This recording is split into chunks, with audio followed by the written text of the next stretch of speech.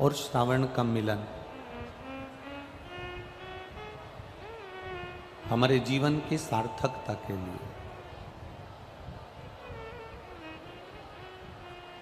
अधिक मास का जो मतलब होता है वो अधिकता से होता है। आपने जो भजन किया, आपने जो कीर्तन किया, आपने जो स्मरण किया, मंत्र जाप किया, दान किया, पुण्य किया, इसका पूरा फल हमें अधिकता में प्राप्त हो और केवल जैसे पुण्य अधिकता में मिलता है, तो शिव महापुराण की कथा कहती है कि हमने अगर कोई गलत काम किया है, हमने कोई अगर पाप कर्म किया है, हमने अगर कोई गलत विचार लाए हैं, हमने कोई गलत कार्य किया है, तो उसका अगर पुण्य हमारा अधिक होता है तो पाप भी अधिक होता है।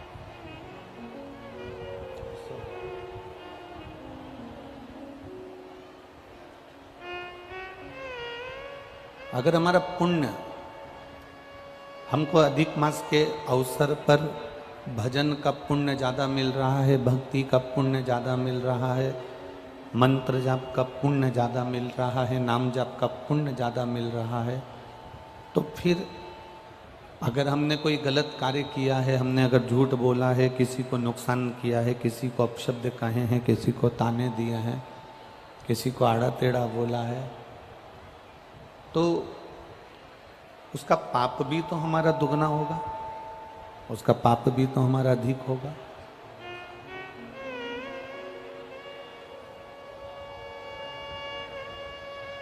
इस अधिक मास के अंतर्गत जब पुरुषोत्तम मास हुआ, अधिक मास हुआ, तो इस पुरुषोत्तम मास में, इस अधिक मास में भगवान शिव का भी,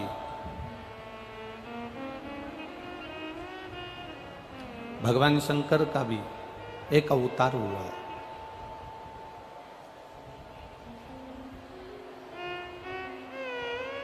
शिव जी का एक अवतार यही सावन और अधिक के अंतर्गत हुआ। अधिक मास मतलब पुरुषोत्तम, पुरुषोत्तम मास मतलब जिसको लोग मलमास कहते थे, उसको पूछते नहीं थे, उसको सम्मान नहीं करते थे, उसको आदर नहीं करते थे, उसको सत्कार नहीं देते थे।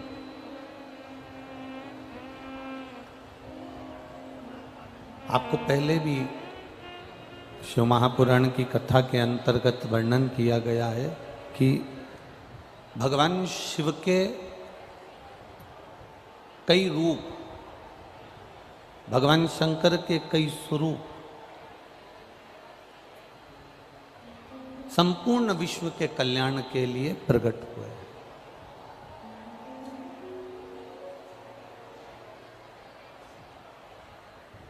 पत्रकार बंधु चाहे राजस्थान के पुष्कर जी के थे, चाहे वो अलवर के थे, पत्रकार बंधु चाहे वो उत्तर प्रदेश के हैं, मैनपुरी के, इनका एक प्रश्न, यह अधिक मास और सावन के चलते हुए इनके भीतर एक प्रश्न रहा है कि आखिर दो सावन का, सावन में अधिक मास का इतना महत्व क्यों है? अधिक मास तो हर बार आता है, 3 साल में आएगा, कभी कार्तिक महीने में आ जाता है, कभी अश्विन में आ जाता है, कभी आषाढ़ में आ जाता है, कभी जो उसके अनुकूल तिथियों से जो घट बढ़कर जो आता है, विद्वत ब्राह्मण जन के हिसाब से, तिथियों को कालचक्र के हिसाब से, समय घड़ी के हिसाब से, जो नक्षत्रों के हिसाब से बढ़ चढ़ कर आता है, वो एक प्रसंग के अनुसार जब भी आया अधिक मास। पर सावन के महीने में अधिक मास की महत्व तक क्यों बढ़ जाती है? क्योंकि इसमें शंकर भगवान का एक अवतार हुआ है।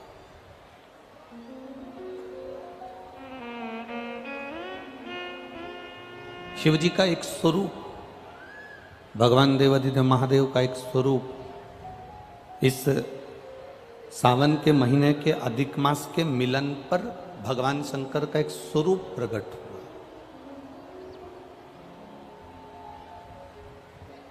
भगवान शंकर का एक स्वरूप जनमानस के कल्याण के लिए प्रकट हुआ और केवल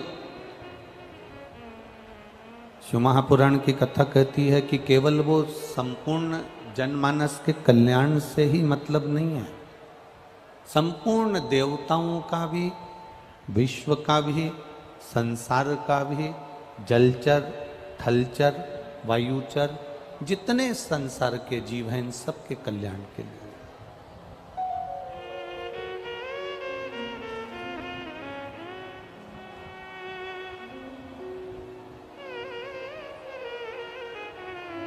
आज कोई कह रहा था, गुरुजी हमारा बड़ा मन होता है कि हम केदारनाथ जी दर्शन के लिए जाएं।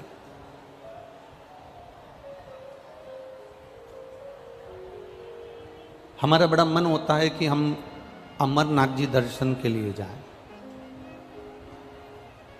जब सुबह के क्रम में कोई मिलने आया तो उसने कहा कि हमारा बड़ा मन होता है गुरुजी कि हम केदारनाथ जाएं, अमरनाथ जाएं, सोमनाथ जाएं, काशी जाएं,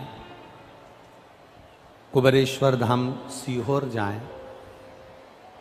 हमने उनको वहां तो उत्तर नहीं दिया, पर इस व्यासपीठ से इतना जरूर कहना चाहेंगे, आपका मन केदारनाथ जाने का हो रहा है, आपका मन अमरनाथ जाने का हो रहा है, आपका मन काशी जाने का हो रहा है, आपका मन सोमनाथ, मल्लिकार्जुन, भीमाशंकर, इतनी स्थानों पर अगर जाने का हो रहा है तो पहले आपसे निवेदन करेंगे कि जाने की तमन्ना तुम्हारी सब जगह पर है, मना नहीं है, पर पहले, सबसे पहले तुम्हारी जाने की तमन्ना सब जगह पर हो, पर सबसे पहले तुम्हारी चित्त वृत्ति में, तुम्हारे मन में ये विचार लेकर आ जाओ, एक विचार तुम्हारे भीतर ये लेकर आ जाओ कि हम पहले अपने घर के नजदीक में, घर के पास में जो शिव जी का मंदिर, हमारे घर के पास में जो शंकर का मंदिर हो, हमारे घर के पास में जो शिवालय, हमारे घर के पास में जो शिवालय, जो शिव का मंदिर हमारे घर के पास में हो, जो शिवालय हमारे नजदीक में हो, जो शिवालय हमारे घर के पास में हो, पहले हम उस शिवालय में जाना चालू करें। जब हम अपने घर के पास के शिवालय में जाना चालू कर देते हैं तो फिर केदारनाथ खुद आपको इशारा कर कर अपने पास बुला लेता है। आप जितने भी भक्त यहाँ पर शिव महापुराण की कथा सुनने के लिए आए हैं, जितने भी भक्त यहाँ पहुँचे हैं, जितने भी शिव भक्त टीवी के सामने आस्था चैनल पर कथा सुन रहे हैं, जितने भी भक्त मोबाइल पर कथा सुन रहे हैं, और जितने भी भक्त इस वनकंडेश्वर बाबा की यह पावन धरा मैनपुरी के अंदर, आप लोग जितने भी भक्त यहाँ दूर दूर से कथा सुनने के लिए आए हो, तो ये पक्का है, जितने यहाँ बैठे हो ना, आप जरूर अपने घर के पास में शंकर जी के मंदिर में एक लोटा जल चढ़ाते होगे तो शिव पुराण ने आपको खींचकर यहाँ बुलाया। बाबा बुलाता तभी है जब आप आपके घर के नजदीक में जो शिवालय है उन शिवालय में जाकर आप सेवा कर रहे हैं, उन शिवालय में जाकर आप अर्चना कर रहे हैं, उन शिवालय में जाकर आप पूजा कर रहे हैं, उन शिवालय में जाकर आप एक लोटा जल समर्पित कर रहे हैं। भगवान बुलाता तभी है।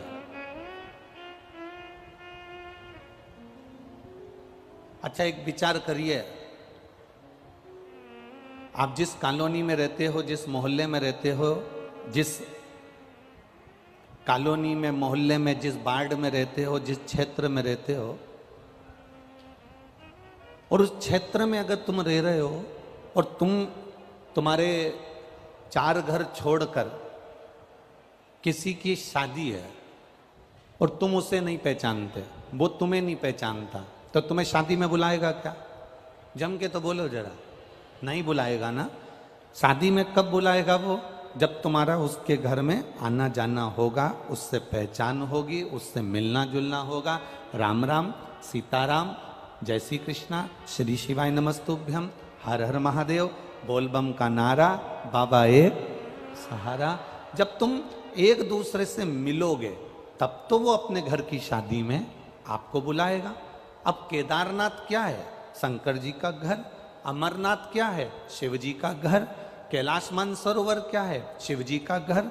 महाकाल क्या है? शंकर जी का घर।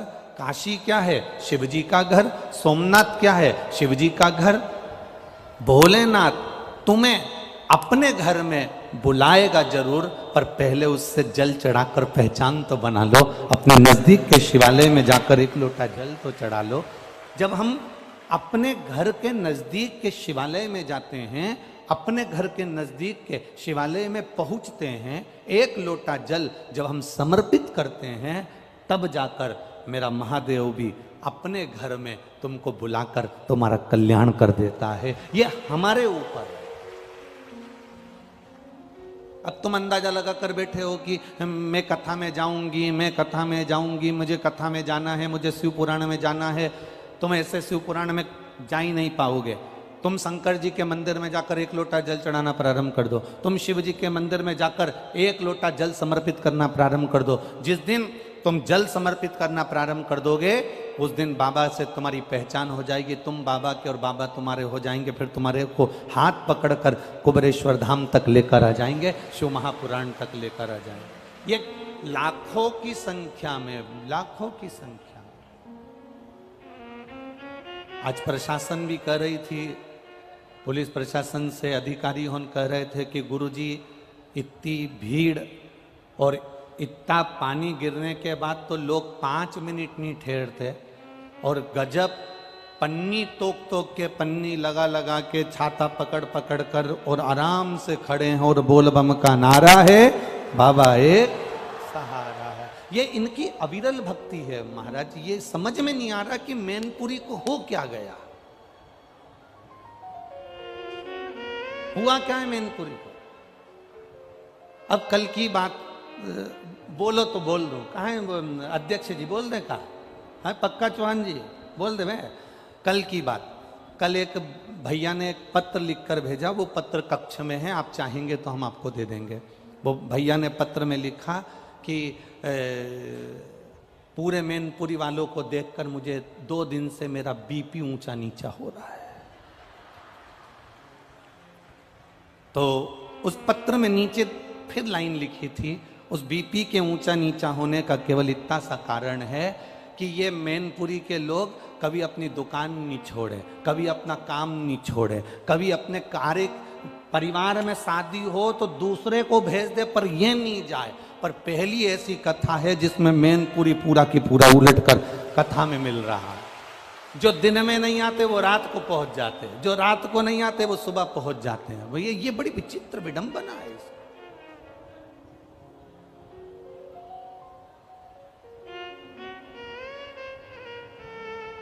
और ये मेरा शिव, ये मेरा वो घड़ी, ये मेरा त्रिकालदर्शी, ये मेरा कैलाशी, ये मेरा विनाशी है, ये मेरा शंभु है। ये जितने आए हो ना आप लोग, कथा के पंडाल में बैठे हो, कथा के पंडाल में आप जहां जहां पर जितने टेंट, जितने पंडाल लगे हैं, पहली कथा है जिसमें 1 2 3 4 5 6 7 और उसके बाद का 8वें नंबर का पंडाल, ऐसे 8 पंडाल इस पूरे बेल्ट के अंदर लगाए गए। Tent pandal, tent pandal. ये पहली कथा है जिसमें इतना जन समुदाय अपार की संख्या में आया और बाबा की भक्ति में रमा है। अब आप अगर इतनी संख्या में पहुंचे हो, भगवान शिव की कथा में पहुंचे हो, तो देवाधिदेव महादेव भी तो करुणा करेगा। तेरे मंदिर में आना मेरा काम है, मेरी बिगड़ी बनाना तेरा काम है। वो कृपा करता है, दया करता है, उदारता करता है, और बिना उदारता के, बिना दया के वो रहता ही नहीं। बस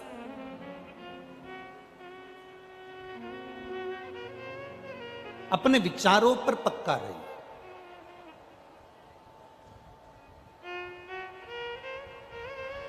कई बार हम हमारे विचारों से डिग जाते हैं। एक लड़के ने एक लड़की से कहा, मैं तुझे बहुत प्रेम करता हूं, इतना प्रेम करता हूं, इतना प्रेम करता हूं, इतना प्रेम करता हूं कि तेरी आंखों में मुझे पूरी दुनिया नजर आ रही है। एक लड़का लड़की से बोला, मैं तुझे इतना प्रेम करता हूं, इतना प्रेम करता हूं, इतना प्रेम करता हूं कि तेरी आंखों में मुझे पूरी दुनिया नजर आ रही है। पीछे से ही मैनपुरी का एक बुढ़ा सा व्यक्ति आवाज लगाकर बोला, 2 दिन से मेरी भैंस नहीं मिल रही हो, आंख में देख लेना, अगर कहीं दिख जाए तो बता दे।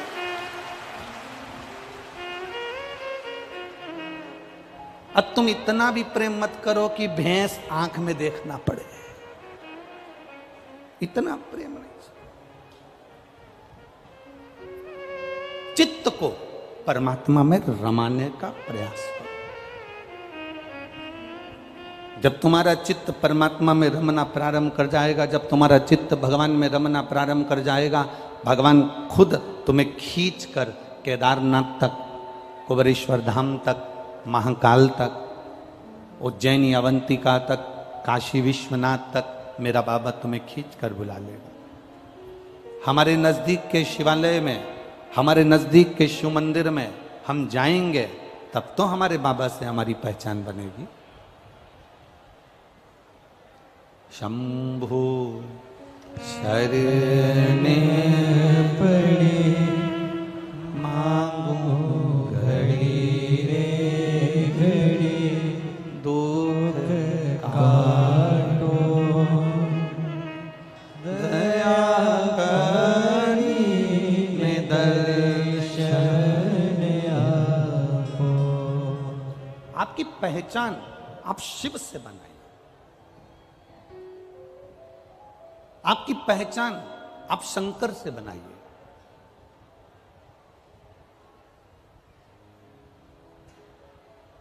एक बार देवादिदेव महादेव के मन में एक भाव आया। जिस दिन से पार्वती जी विवाह कर कर आई हैं, उस दिन से महादेव जी को रोज कुछ ना कुछ अच्छा अच्छा पकवान बनाकर भोग लगा रही।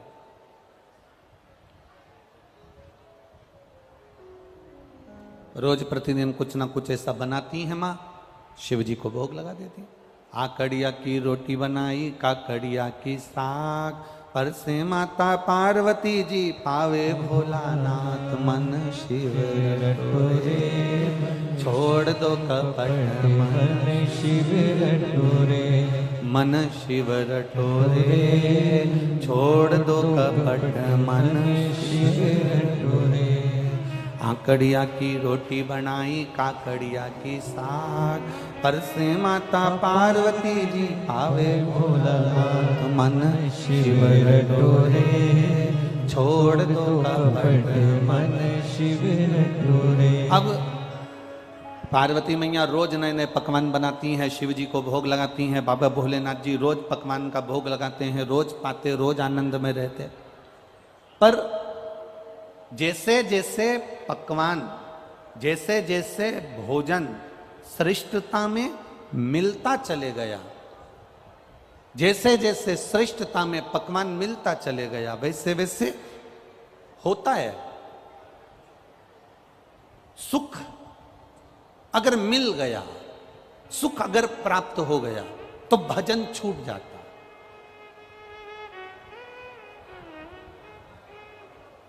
अगर सुख प्राप्त हो गया तो भजन छूट गया। सुख अगर ज्यादा प्राप्त हो गया तो भजन हमारा रहेगा। ये सुख का अनुभव है। बैठे रहने दो। ये सुख का अनुभव है। जब ज्यादा मात्रा में हमें सुख मिल जाता है तो हमारा भजन, हमारा कीर्तन, हमारी भक्ति, हमारा स्मरण ये छूट जाता है। अब दुनिया के लोगों को तो मालूम नहीं है कि सुख होता कैसा है। घर में बहू आ गई तो लोगों को लगा कि बहुत अच्छा सुख हमारे घर में आ गया, रोज गरम गरम रोटी देगी। अब जिन जिन की आई है वो सब अपने आप में समझ ले। फिर किसी को मालूम पड़ा कि घर में पोता पोती हो जाएगा तो सुख अच्छा हो जाएगा। जिन जिन के घर में पोता पोती हो गए उनसे पूछ लो। किसी को लगा कि डबल मंजिल का मकान बन जाएगा तो सुख अच्छा हो जाएगा। जिनका डबल मंजिल का मकान बन गया उनसे पूछ लो।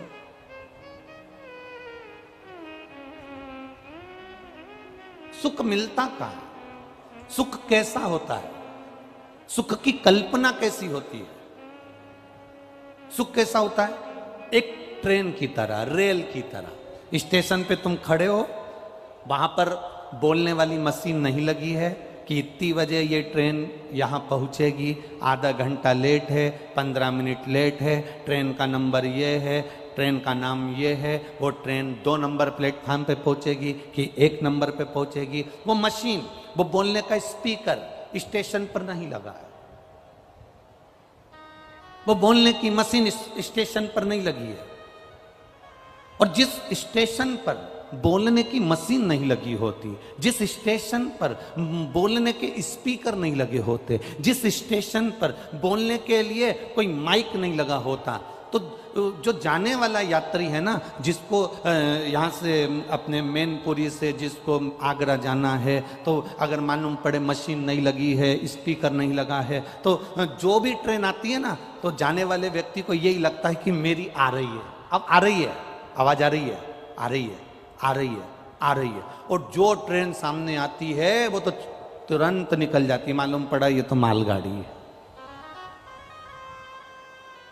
फिर खड़ा, फिर दूसरी ट्रेन आई, आ रही, अब की बार ये अपनी ट्रेन आ रही है, तैयारी करके बैग में लेके बस तैयार होकर सामने आया।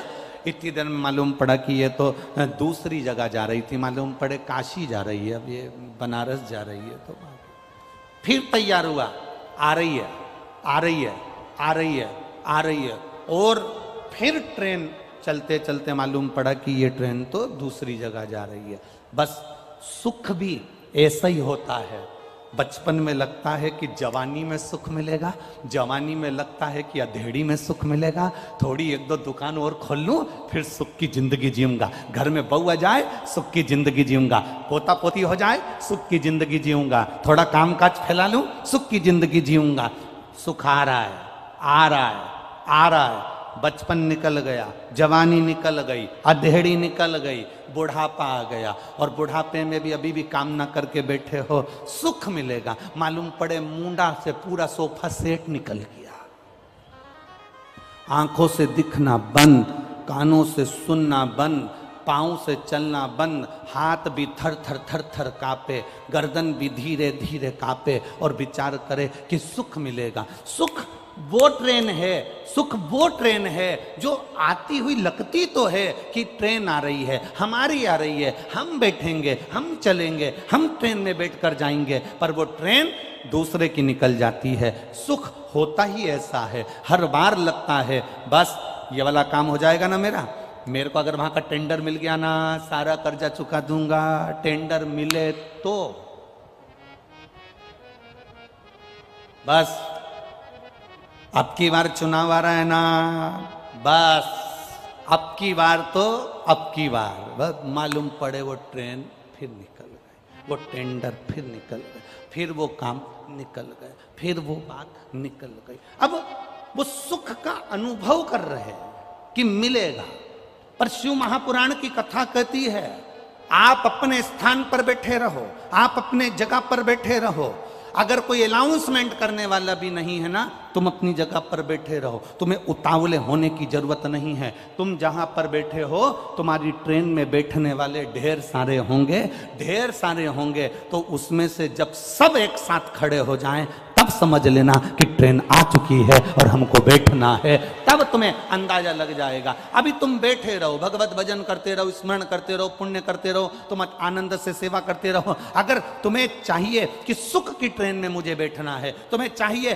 कि अब की बार मेरा नंबर आना चाहिए, तो तुम कुछ मत करो, शंकर की शरण में जाना प्रारंभ कर दो। एक बेलपत्र शिव को चढ़ाना प्रारंभ कर दो, शंकर की अविरल भक्ति करना प्रारंभ कर दो, शंकर पर दही का लेपन कर कर उसका पूजन अर्चन कर कर एक दुर्वा शिव को चढ़ाना प्रारंभ कर दो। शंकर से जितना तुम लाड़ लड़ा सकते हो उतना लाड़ लड़ा लो, उतनी भक्ति कर लो।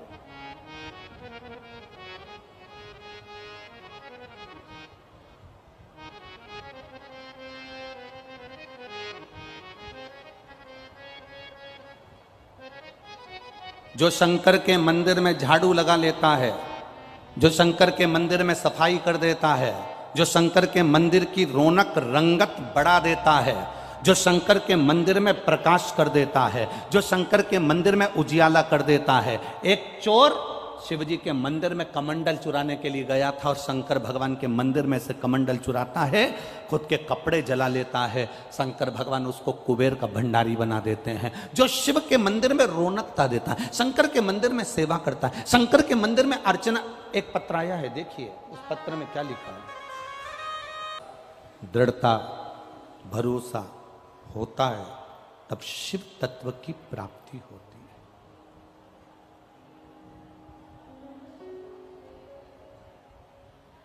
शिव उघड़ी की प्राप्ति होती है। सुखाएगा सुखाएगा सुखाएगा, यह हमको लगता है। हम जब उसकी भक्ति करें और विश्वास के साथ करें, जब हम उसकी भक्ति करें और भरोसे के साथ करें, वो मिलता जरूर है। तेरे मंदिर में आना मेरा काम है और मेरी बिगड़ी बनाना तेरा काम है। हम उसके भरोसे नहीं रह पाते, कई बार हम डिग जाते हैं, कई बार हम अंदर से टूट जाते हैं। थोड़ा सा अगर दुख तकलीफ बढ़ी और किसी ने कह दिया कहाँ शंकर जी के चक्कर में पड़ी है, चल वहाँ चलते हैं, वहाँ पर ऐसा हो रहा है, चल वहाँ चलते हैं, वहाँ ऐसा हो रहा है, चल वहाँ चलते हैं, वहाँ ऐसा हो रहा है। शिव महापुराण की कथा कहती है किसी ढोंग में, प्रपंच में या दिखावे में या अंधविश्वास की ओर कभी मत जाना। शिव महापुराण की कथा कहती है अंधविश्वास की ओर ना जाइए, ढोंग और प्रपंच में मत जाइए। शिव पुराण की कथा कहती है अगर कहीं नहीं जा सकते तो तुम्हारे घर के नज़दीक में जो शिवालय है वहाँ पर सावन के महीने में 2 लोटा जल लेकर भगवान शिव को समर्पित करने के लिए जाइए। आप शिव के दरवाजे पर जब जाएंगे, शंकर की चौखट पर जब जाएंगे, शिव के द्वार जब पहुंचेंगे तो एक सुख का अनुभव अपने आप आएगा। बाबा देवादिदेव महादेव कैलाश पर बैठे हैं, मां जगत जननी उनके लिए पकवान बनाती है, श्रेष्ठ पकवान शिव जी के सम्मुख में जाते हैं।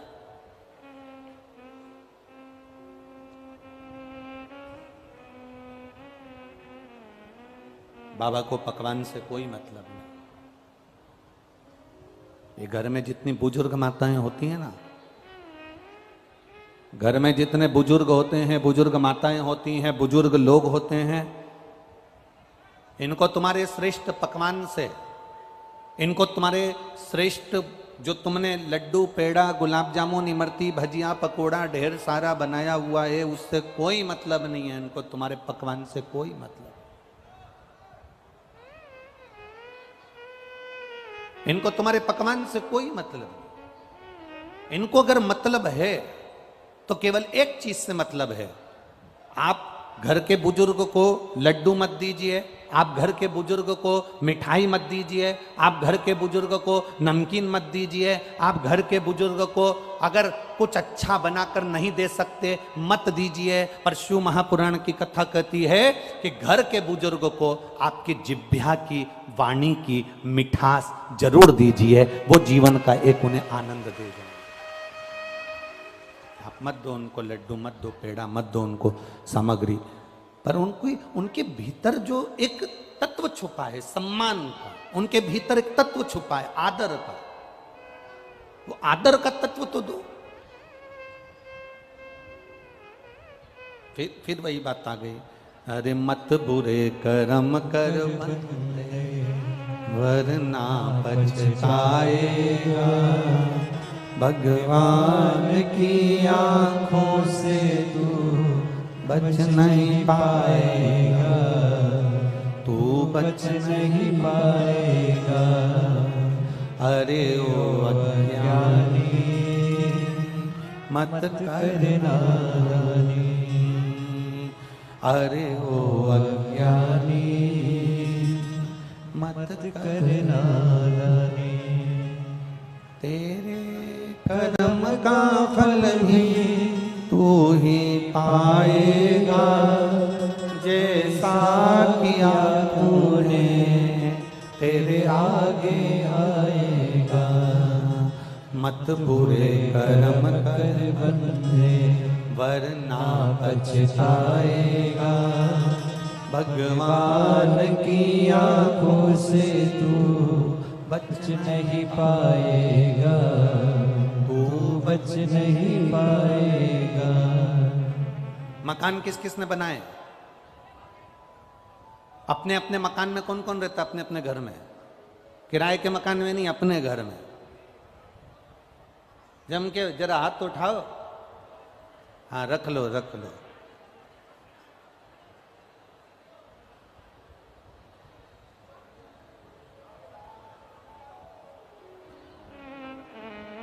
जिस मकान को आपने बनाया है, जिस दुकान को आपने बनाया है, जो प्रॉपर्टी तुम्हारे पास है, तुम्हारी वसीयत के, तुम्हारी प्रॉपर्टी के ढेर सारे हिस्सेदार रहेंगे। 4 बेटे हैं तो चारों उस प्रॉपर्टी के हिस्सेदार है। बोलो सही है कि गलत है? जम के बोलो जरा। 2 बेटे हैं तो 2 हिस्सेदार है। तुम्हारी बेटी है तो उसका भी उसमें थोड़ा सा हिस्सा है। बोलो सही है कि गलत है? 4 सगे भाई एक साथ रह रहे हैं और प्रॉपर्टी तुम्हारे पास में है तो चारों भाई का हिस्सा। 3 भाई रह रहे हैं तो 3 भाई का हिस्सा। 2 बेटे हैं तो 2 बेटों का हिस्सा। तुम्हारे मकान में, तुम्हारी प्रॉपर्टी में, तुम्हारी वसीयत में सबके हिस्से हैं, पर तुमने जो कर्म करा है उस कर्म को भोगने में किसी का हिस्सा नहीं है, केवल तुम्हारा अकेले का हिस्सा है। उस कर्म को कोई दूसरा नहीं भोगेगा। बाप के कर्म का भोग बेटा नहीं भोगता, बेटे के कर्म का भोग बाप नहीं भोगेगा। अपने कर्म का भोग अपने को भोग, अपने कर्म का भोग हम अपने आप में अपने को भोगना पड़ेगा। तुम्हारी प्रॉपर्टी के हिस्सेदार बहुत सारे होंगे, तुम्हारी वसीयत के हिस्सेदार बहुत सारे होंगे, तुम्हारी दुकान के हिस्सेदार बहुत सारे होंगे, पर तुम्हारे झूठ बोल रहे हो, कर्म बेकार कर रहे हो, कपट कर रहे हो, किसी को अपशब्द कह दिया, किसी को ताने दे दिए, किसी को गाली दे दी, किसी का थोड़ा सा धन तुमने अपना बना लिया, उसके हिस्सेदार बहुत सारे नहीं होंगे, उसका हिस्सेदार केवल तुम हो, कोई दूसरा नहीं। इसलिए तो शिव महापुराण की कथा कहती है अपने भजन के बल को बढ़ाओ। अपने कर्म का भोग अपने को भोगना है। पहले एक बार कथा में कहा था, आप में से कई माताओं ने सुना होगा, कई भाइयों ने सुना होगा, छींक अपने को आ रही है। बोला था कि नहीं बोला था? छींक अपने को आ रही है तो क्या पड़ोसी छींकेगा? जम के बोलो जरा, जम के बोलो। नहीं। खांसी अपने को चल रही है तो पड़ोसी खांसेगा? भूख अपने को लग रही है तो क्या पड़ोसी भोजन करेगा? प्यास अपने को लग रही है तो क्या पड़ोसी पानी पिएगा? नहीं। सिर मेरा दुखा है तो गोली भी मुझे खाना पड़ेगी, पेट मेरा दुखा है तो गोली भी मुझे खाना पड़ेगी, हाथ मेरा दुखा है तो गोली मुझे खाना पड़ेगी, खांसी मुझे आई है तो खांसना मुझे पड़ेगा। अगर छींक मुझे आई है तो छींकना मुझे पड़ेगा, सिर में दर्द मेरे हुआ है तो दवाई गोली मुझे खाना पड़ेगी। उसी तरह आपने अगर कर्म बेकार करा है तो भोगना भी आपको पड़ेगा, कोई दूसरा नहीं भोगने वाला, कोई दूसरा नहीं भोगेगा। शंकर भगवान ने पार्वती जी को देखा तो माता जगत जननी को देखकर भगवान शिव माँ जगत जननी को देखे कि रोज नए नए पकवान बना कर लाती है, रोज अच्छा अच्छा भोजन बना कर लाती है, और मैं सुख के चक्कर में, आनंद के चक्कर में ये भोजन को पा लेता हूं।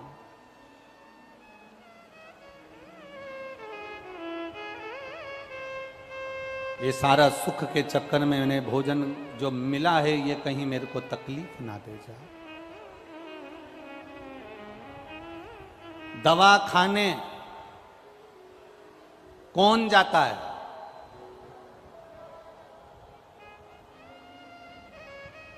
इस कथा से समझ लेना, दवा खाने कौन जाता है? जो दवा दबा के खाता है वो दवा खाने जल्दी जाता है। खूब दबा दबा के खूब खाया, जो मिल गए वो खा गए, जो मिल गए वो खाया, जो मिल गया वो खाया।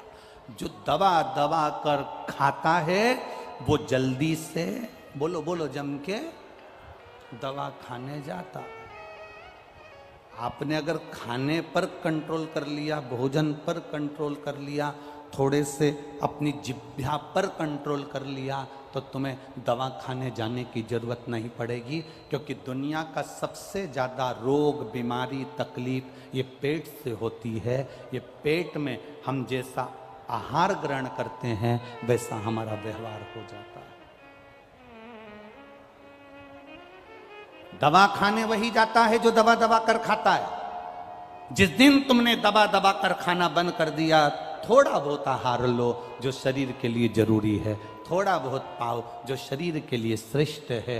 मालूम पड़े इन्होंने बिस्कुट दिया वो भी दबा कर खा गए, इसने कुरकुरा दिया वो भी रख लिया, उसने पानी का पाउच दिया वो भी रख लिया, खुद के पास बोतल रखी है तो भी पानी का पाउच वाला आया। तो इतनी आसक्ति कथा में भी, इतनी आसक्ति कि खुद के पास 2 बोतल पानी की रखी है, उसके बाद भी दे दे भैया रख लो, बिस्कुट दे दे भैया रख लो, सामान दे दे भैया रख लो, इतनी आसक्ति।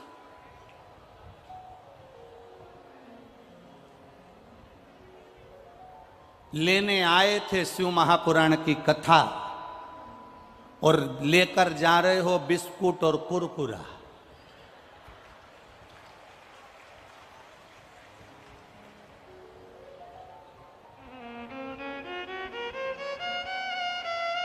खीर मिली, खीर, हलवा मिला, पूड़ी मिली, पूड़ी। अरे भैया एक बार अगर पेट भर कर पा लिया है ना, एक जगह जाकर बैठ गए हो ना, उसके बाद में अगर कोई बिस्कुट भी देने आए तो हाथ जोड़कर कहो बाबा जी भोलेनाथ जी ने खूब सारा दे दिया, अब हमें ज़रूरत नहीं है। जो कोई नया आ रहा हो ना उसको दे दो, हमारे बैग में बहुत सारे बिस्कुट के पूड़े रखे हैं, आप दूसरे को प्रदान कर दीजिए, हमें नहीं चाहिए। क्या करेंगे इससे? क्या? शंभु शरणे पड़े मांगो घड़ी दे घड़ी, दुख काटो दया करी दर्शन आपो। अपनी आसक्तियों को छोड़ना है। और जब हम अपनी आसक्तियों को छोड़ देंगे तभी तो हमें शिव भक्ति मिलेगी। हम आसक्तियों से घिरे हुए हैं।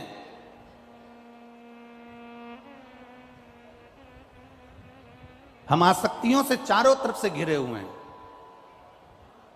तुम जब बिस्कुट का पूड़ा तुम्हारे बैग में पड़ा हुआ है, तुम्हारे बैग में चिप्स की पन्नी पड़ी हुई है, तुम्हारे बैग में सामान पड़ा हुआ है, और तुम उसके बाद भी अगर कोई देने आ रहा है तो ले रहे हो, तो समझ लेना कि तुम शंकर की भक्ति को जाने नहीं हो। अभी तुम अभी भी आसक्ति में पड़े हुए हो। एक 5 रुपए और 10 रुपए के बिस्कुट के चक्कर में तुमने शंकर के सम्मुख में बैठकर भी आसक्ति नहीं छोड़ी। एक बार पेट भरकर जो तुमको दे, खीर दे, पूड़ी दे, सब्जी दे, भजिया दे, पकोड़ा दे, खूब खा लो। उसके बाद कह दो कोई दूसरा अगर भूखा है तो उसको दे दो, हमको जरूरत नहीं, हमारा पेट भरा। आसक्ति से परे हो जाओ। शिव जी ने कहा कि अगर मैं पार्वती जी के संग में यहां रह रहा हूं तो मैं भगवान की भक्ति नहीं कर पा रहा हूं। शंकर भगवान अपना स्थान छोड़ दिए।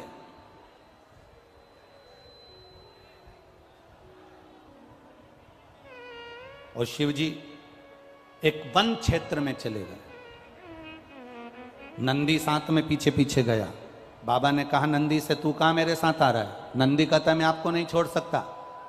शिव जी कहते हैं कि मुझे तप करना है, तप के बिना मेरा आनंद नहीं है।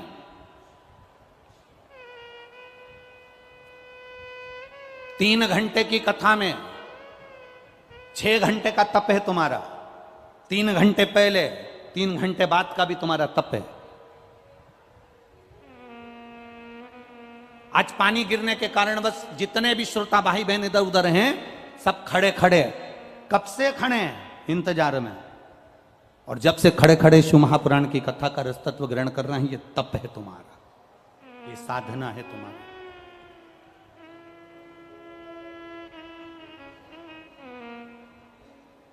शिव जी कह रहे हैं मुझे तप करना है। तप का मतलब क्या होता है?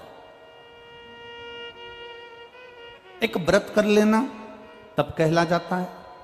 एक साधना करने बैठ जाना, आंख बंद करके बैठ जाना, तप कहला जाता है।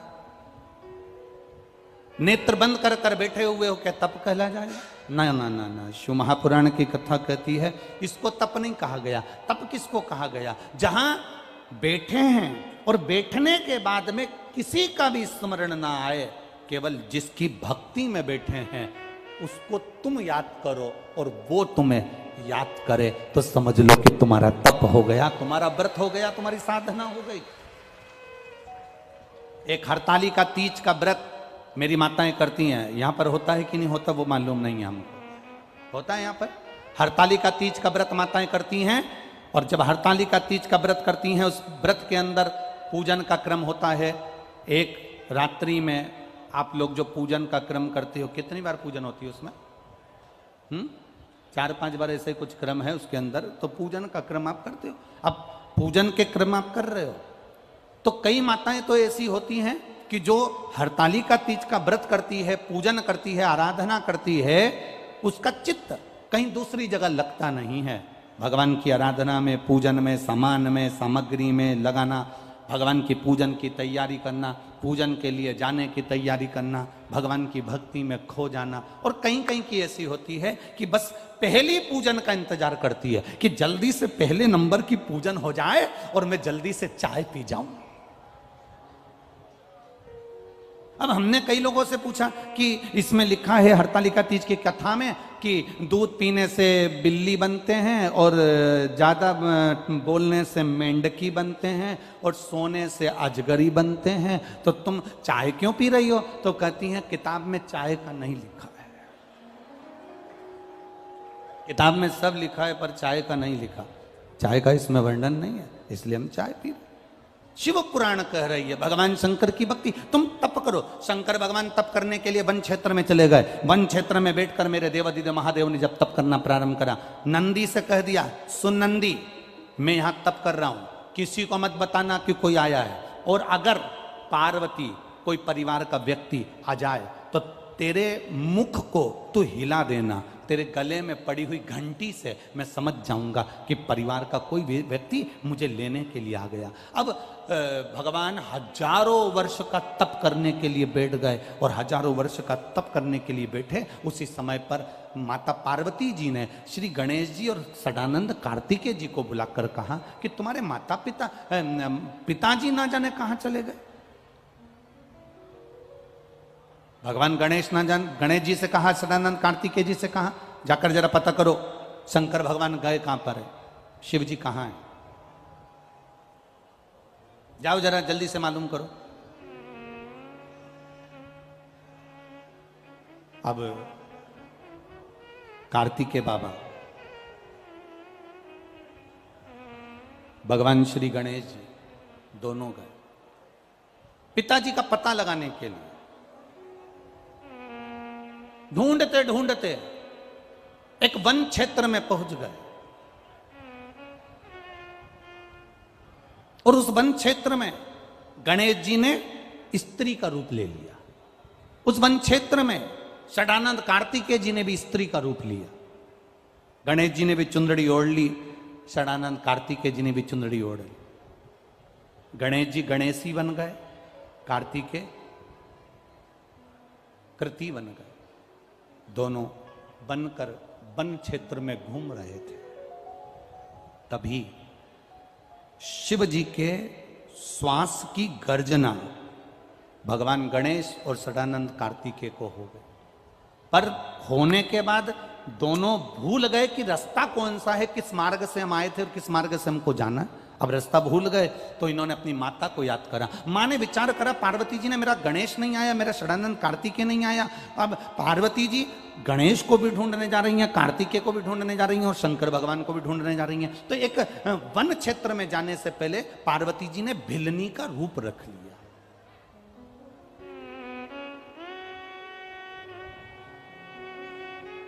एक भिलनी का रूप रखकर। अब भिलनी कौन? जिसको कुछ नहीं आता, केवल जानती है कि परमात्मा है, पर उसके सिवाय कुछ नहीं। शिव महापुराण की कथा कहती है, किसी सदगुरु के पास जाना, घर के बुजुर्गों के पास जाना, घर के वृद्ध के पास जाना, परमात्मा के पास जाना, तो एकदम खाली होकर जाना। खाली होने से मतलब क्या है? ये दिमाग में ज्यादा अकल लेकर या ज्यादा बुद्धि लेकर कि दादी से ज्यादा तो मुझ में अकल है, मेरे पिताजी से ज्यादा तो मुझ में अकल है, मेरी माँ से ज्यादा तो मुझ में अकल है, बहू सोचती है सास से ज्यादा तो मुझ में अकल है, मैं पढ़ी लिखी, मैंने ये करा, मैंने इंजीनियरिंग करी, मैंने सीए करा, मैंने ये पढ़ाई करी, मैंने एमबीए करा। सास में कितनी अकल है? वो तो 8वीं फेल है। सास भले 8वीं फेल होगी, सास भले 5वीं फेल होगी, पर सास रहते रहते रहते रहते परिवार में जो तुम्हारी जितनी उम्र है, सास उतने साल तो दुनिया के धक्के खाकर आई होगी, तो उसमें अकल तुमसे ज्यादा होगी, ये निश्चितता है। भले वो 5वीं फेल हो, भले वो 6वीं फेल हो, भले वो 7वीं फेल हो, भले वो 8वीं फेल हो, पर उसकी चित्त वृत्ति में उसने कितना कितना संघर्ष किया है। घर के बुजुर्ग ने कितना संघर्ष किया। ये उसके पास में कंपनियों में पूछा जाता है, तुमने कौन सी कंपनी में पहले जॉब करी है, उसका प्रमाण पत्र दिखाइए। दिखाना पड़ता है कि ये मैंने इस कंपनी में मैंने जॉब करी है, मेरा ये प्रमाण पत्र है। सास के पास में वो प्रमाण पत्र है जो बहू को दिखा देती है कि मैंने ये किया। और होना चाहिए एक 4 इंजीनियर टोपी लगा लगा कर एक आड़ा टेढ़ा पाइप उसमें तार डाल रहे थे। 4 इंजीनियर 8 दिन से परेशान हो गए, पर वो तार उसके अंदर नहीं गया। एक गांव का व्यक्ति निकलता था, वो इंजीनियर को देखकर बड़ा दुखी होता था कि इनसे तार इस पाइप के अंदर नहीं जा रहा, आड़ा टेढ़ा पाइप, इसमें वो तार नहीं जा रहा। बड़ा दुखी होता था, बड़ा दुखी। गांव के व्यक्ति ने इंजीनियर साहब से कहा, इंजीनियर साहब ये तार में डाल दूं? 4 इंजीनियर बोले इसमें अक्ल तो है नहीं गांव वाले में, और कह रहा है तार में डाल दूं। ले डाल के बता, हम इंजीनियर हैं, ये सॉफ्टवेयर है, ये इलेक्ट्रिक है, ये ऐसा है, वो ऐसा है, ले तू डाल दे। उसने कहा लाओ इंजीनियर साहब। वो गया गांव में, एक चूहे को पकड़ कर ले आया, चूहे की पूंछ से तार को बांधा, पाइप में छोड़ दिया, पाइप से चूहा बाहर, तार निकल के बाहर हो गया। कभी कभी ऐसा होता है, हम जिसको मूर्ख समझ रहे हैं, हम जिसमें सोचते हैं इसमें तो अक्ल ही नहीं है, इसमें तो बुद्धि ही नहीं है। कभी कभी वो एक टीचर ने अपने स्टूडेंट से पूछा, बच्चे से, मैं दिल्ली से प्रयागराज हवाई जहाज से गया, दिल्ली से प्रयागराज जाने में मुझे 2 घंटे लगे, बताओ मेरी उम्र कितनी है? अब स्टूडेंट से पूछ रहा है टीचर। मैं हवाई जहाज से, एरोप्लेन से दिल्ली से प्रयागराज गया, प्रयागराज जाने में मुझे 2 घंटे लगे, तो जितने स्टूडेंट बैठे हैं वो बताएं कि मेरी उम्र कितनी है। अब जितने स्टूडेंट बैठे थे उन सब ने कहा सर प्लीज, ये कोई क्वेश्चन है कि हवाई जहाज से दिल्ली से प्रयागराज गया, 2 घंटे लगे, तो मेरी उम्र बताओ कितनी है? सारे बच्चों ने कहा ये कोई क्वेश्चन नहीं है, ये कोई प्रश्न नहीं है। एक स्टूडेंट कोई अच्छे गुरु का चेला होगा, खड़ा हो गया, उसने कहा सर आपकी उम्र 44 वर्ष है। कितने साल? जम के बोलो जरा। 44 वर्ष, 44 ईयर, तुम्हारी उम्र 44 वर्ष है सर। सर खुश हो गए, गजब, खड़े हो जाओ, आओ इधर जल्दी, गुड, तुमने मेरी उम्र बता दी, पर यह बताओ कि तुम कैसे जान गए कि मेरी उम्र 44 साल है, 44 ईयर है? तुम कैसे जान गए? उसने कहा बस सर मैं जान गया। नहीं नहीं, तुम्हें बताना पड़ेगा। नहीं सर, मेरे पास में ऐसा यंत्र है जिससे मैं पहचान गया कि तुम्हारी उम्र 44 साल। नहीं, बताओ तुम कैसे पहचाने कि मेरी उम्र 44 साल है? ये बताना पड़ेगा। नहीं सर मैं नहीं बताऊंगा। सर ने कहा अगर नहीं बताएगा तो प्रैक्टिकल में नंबर कम आ जाएगा। बता जल्दी, तू कैसे पहचाना कि मेरी उम्र 44 साल है? मैं इतना खुश हो गया, मेरी उम्र 44 साल, तूने सही बताया, बता जल्दी से, तू कैसे पहचाना कि मेरी उम्र 44 साल है? स्टूडेंट बोला सर मेरा एक भाई है, वो आधा पगला है, उसकी उम्र 22 साल है।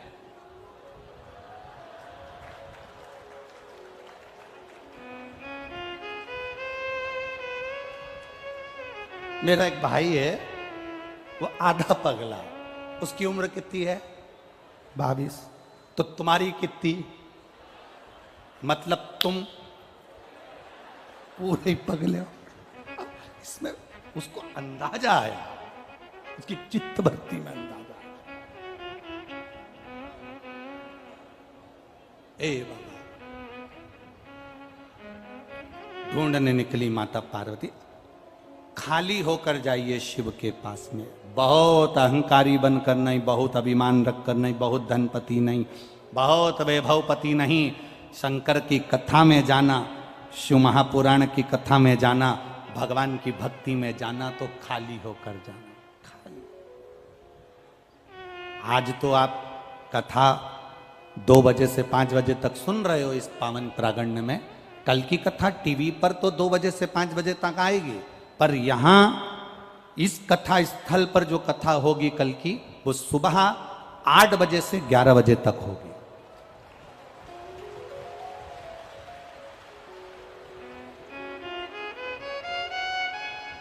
सुबह 8 बजे से 11 बजे तक यहां कथा चलेगी।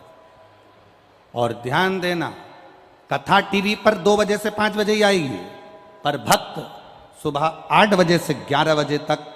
कल विराम की जो कथा है, पहले भी कथा में कहा, मेहमान जाते हैं तो घर के बच्चों को 200-500 रुपए दे जाते हैं, और ये पुराण भी जाएगी तो क्या क्या लुटा जाएगी ये वही जान सकती है, ये उसके ऊपर।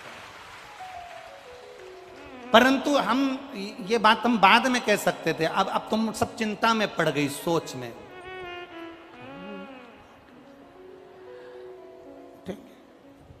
उठेंगे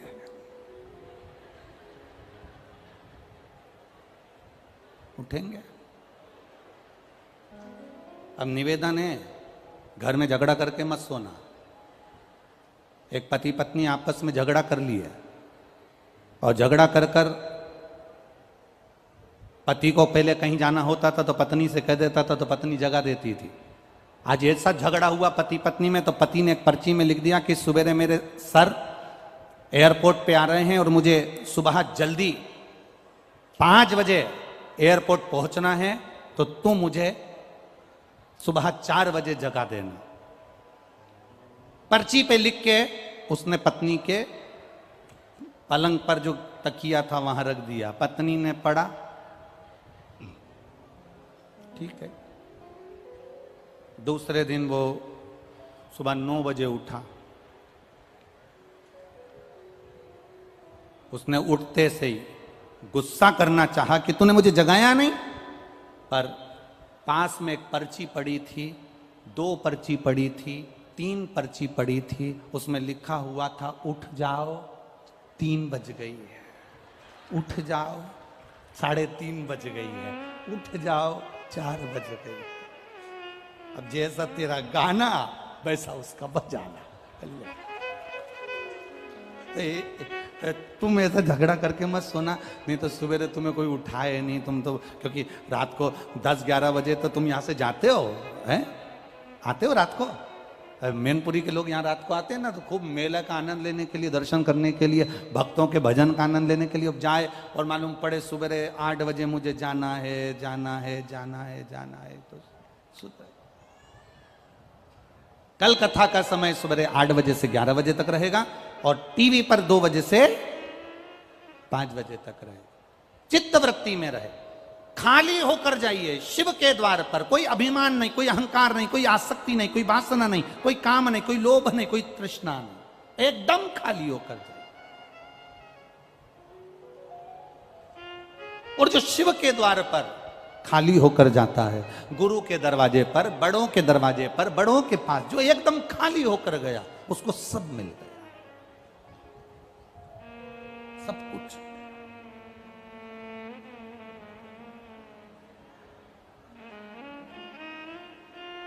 दूध की भगोनी, जिस भगोनी में, जिस पात्र में तुम्हें दूध वाले से दूध लेना है, अगर वो पहले से भरी होगी तो उसमें दूध ले सकते हो क्या? जिसमें तुम्हें खीर लेना है वो पहले से भरी होगी तो तुम नहीं ले सकते, उसमें भरा हुआ है, झलक जाएगी। गुरु के पास जाना, शिव महापुराण में जाना तो एकदम खाली पात्र लेकर जाना कि मुझे जो मेरे गुरु जी देंगे, शिव महापुराण से जो मुझे मिलेगा, शंकर की कथा से जो मैं सुन कर आऊंगी, मैं अपने जीवन में उतारूंगी। अगर पात्र खाली होगा तो उतर जाएगा, और अगर पात्र खाली नहीं होगा, अहंकार भरा होगा, तो वो झलक जाएगा। अहंकार के वश वो झलकेगा। उस अहंकार से परे होकर चलना, अहंकार से। पहुंच गई माता पार्वती जी, सुंदर भिलनी का रूप रखकर आई। भिलनी का रूप रखकर जैसे ही माता पार्वती जी ढूंढते ढूंढते उस क्षेत्र में पहुंची, भूल गई माता पार्वती जी भी। शिव जी के ढूंढते ढूंढते अपने पुत्र को, पुत्री को ना जाने कहां है, कहां पहुंच गए, कैसे हैं, कहां गए, ढूंढते ढूंढते पहुंची। इतने में नंदी ने माता पार्वती को देखा और शिव जी के लिए उन्होंने मुंडी हिलाना प्रारंभ कर दी। शंकर जी समझ गए पार्वती जी मुझे लेने के लिए आ गई। शिव जी ने देखा कि नंदी का मुख उधर है, मतलब पार्वती उधर खड़ी है। इतने में शंकर भगवान उठकर खड़े हुए। पार्वती, गणेश, कार्तिकेय और गणेश दोनों स्त्री के रूप में आ गए और पार्वती जी भी वहां भिलनी के रूप में आकर शिव जी का दर्शन करी। शंकर भगवान से कहा, प्रभु जी कृपा करिए, हम यहाँ आकर मार्ग भूल गए, इसलिए निवेदन है हमें सत मार्ग की ओर बताएं। शंकर की कथा कहती है, शिव महापुराण की कथा स्वयं भूले हुए को भी मार्ग प्रशस्त कर कर परमात्मा के दरवाजे तक पहुंचा देती है। शिव महापुराण की कथा भटके हुए को भी परमात्मा का सत मार्ग बता देती है। शिव जी का वो मंदिर आज भी भूलेश्वर, मतलब शिव जी वहां कर भूल गए थे, पार्वती वहां कर भूल गई थी, गणेश जी वहां कर भूल गए थे।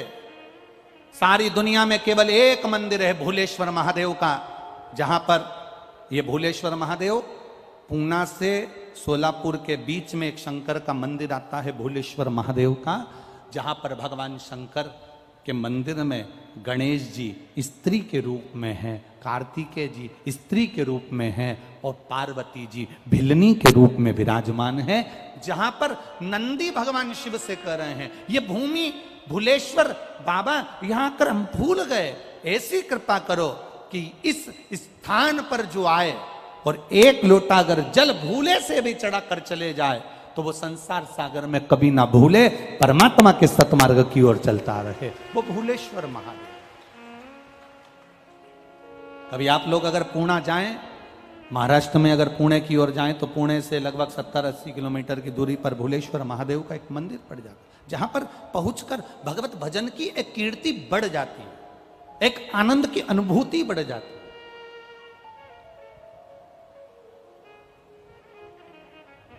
तो ये जो सावन का अधिक मास है, ये सावन के अधिक मास में शंकर भगवान का एक स्वरूप प्रकट हुआ, इसलिए इस सावन के अधिक मास की महत्वता है। आपको कहा था कि जितनी भी जगह पर, जैसे कथा पुष्कर जी में हुई, अलवर में हुई, मैनपुरी में हुई, अब इसके बाद में 1 तारीख से 7 तारीख तक तिल्दा नेवरा में चालू हो जाएगी 2 बजे से छत्तीसगढ़ में, फिर दतिया में चालू हो जाएगी, उसके बाद में राजगढ़ ब्यावरा, जिला राजगढ़ मध्य प्रदेश में, ब्यावरा के पास वाला राजगढ़, वहां प्रारंभ हो जाएगी।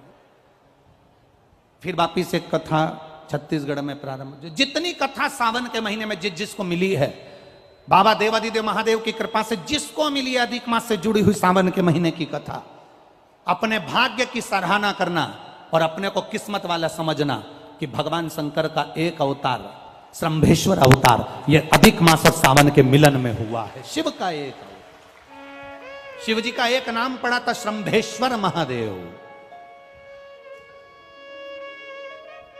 एक अवतार प्रकट हुआ है, श्रंभेश्वर महादेव का एक रूप प्रकट हुआ है।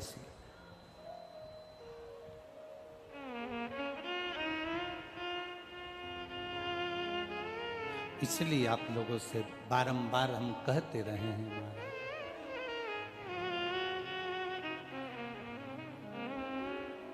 शिव के सिवा कहीं का संवाद कर रहा है, शिव महापुराण की कथा कर रही है।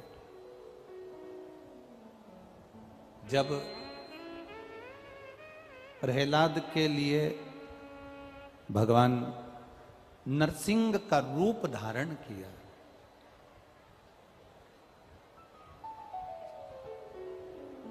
अब नरसिंह का रूप कब धारण करा था?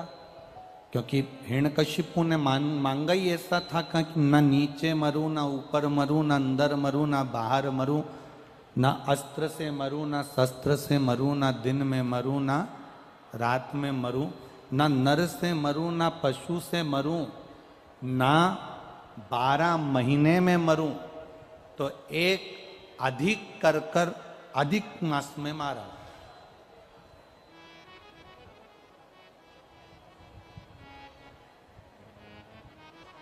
अब हिरण्यकशिपु तो मर गए, हिरण्यकशिपु के तो प्राण छूट गए। जब हिरण्यकशिपु के प्राण छूट गए, जब हिरण्यकशिपु के प्राण चले गए, नरसिंह भगवान का क्रोध समाप्त नहीं हुआ।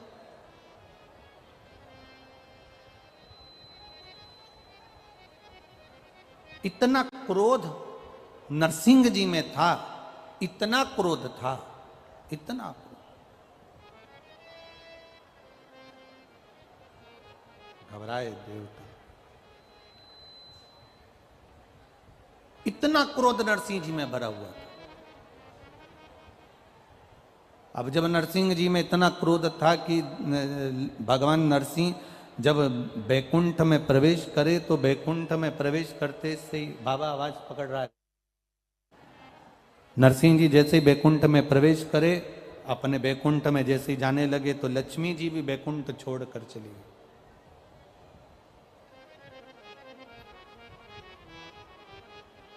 इतना क्रोध नरसिंह जी के अंदर था।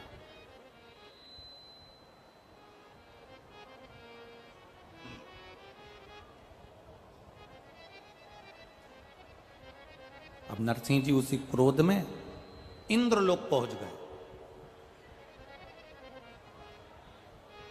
जब नरसिंह जी उसी क्रोध में इंद्रलोक पहुंचे, तो इंद्रलोक की जितनी अप्सराएं थीं, इंद्रलोक के जितने देव थे, इंद्र स्वयं भी स्थान छोड़कर भाग गए। अब एक बात का अंदाजा लगा कर रखना अपने जीवन में, व्यक्ति को जब क्रोध आता है ना, तो वो गुस्सा कर कर अपशब्द बोल तो देता है, पर ये अंदाजा नहीं लगा कर पाता कि जो तुमने क्रोध में बोला है वही क्रोध का बोला हुआ एक दिन तुम्हारे सम्मुख में आकर खड़ा हो जाता।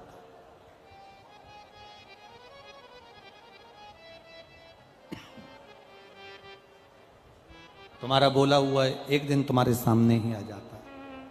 इसलिए वाणी ऐसी बोलिए जो मन का आपा खोए। पर आज के जमाने में लोग बोलते हैं वाणी ऐसी बोलिए जो जम के झगड़ा होए, पर उससे मत बोलिए जो तुमसे तगड़ा होए। तो यहां तो शास्त्र कह रहा है कि प्रेम की वाणी से आप रिझाने का प्रयास, और जितनी प्रेम की वाणी से आप रिझाने का प्रयास करोगे उतनी वाणी से आप किसी को अपना बना सकते हो।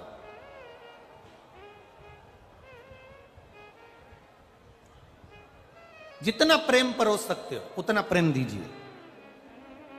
कल आपको कथा में कहा था ना, शंकर भगवान को तुम्हारी अंग्रेजी से मतलब है, ना तुम्हारी हिंदी से मतलब है, ना तुम्हारी मराठी से मतलब है, ना तुम्हारी गुजराती से मतलब है।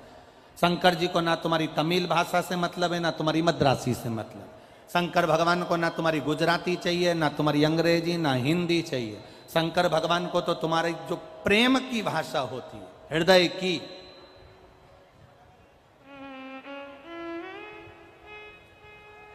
निर्मल मन सो मोहित पावा, मोहि चल छिद्र कपट ना भावा। भगवान को तुम्हारे प्रेम की भाषा से रिझा सकते हो। जितनी प्रेम की भाषा तुम प्रकट कर सकते हो उतना करिए।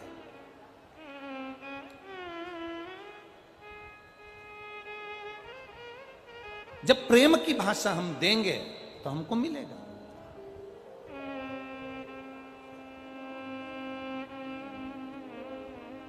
नरसिंह भगवान का क्रोध बढ़ गया, इतना क्रोध नरसिंह भगवान का बढ़ा कि वो इंद्र के यहां गए तो इंद्र छोड़कर भाग गए। आपके गुस्से के कारण, आपके क्रोध के कारण आपका परिवार त्रस्त हो रहा है। पत्नी क्रोध करती है, बच्चों पर असर आता है, परिवार पर असर आता है। पति क्रोध करता है, परिवार पर, बच्चों पर, पत्नी पर, कुटुंब में असर आता है। शिव महापुराण की कथा तो यहां तक कहती है कि आप अगर भोजन का निर्माण कर रहे हो, भोजन बना रहे हो, तो भोजन भी बनाते समय तुम्हारे चेहरे पर क्रोध नहीं रहना चाहिए। तुम्हारी सास से कुछ भी खटर पटर हुई है, परिवार में कुछ भी झगड़ा वगड़ा हुआ है, पर भोजन बनाते समय तुम्हारे चेहरे पर प्रसन्नता होना चाहिए। ये शिव भक्ति, शिव महापुराण, आप लोग अपने अपने घर से पूड़ी सब्जी बनाकर लाते हो, कोई भंडारे का सामान लाता है, कोई खीर बनाकर लाता है, कोई हलवा बनाकर लाता है। ये प्रेम से बनकर आता है, और जब प्रेम से बनकर आता है तो यहां जब बांटा जाता है तो उसमें अपने आप स्वाद बढ़ जाता है।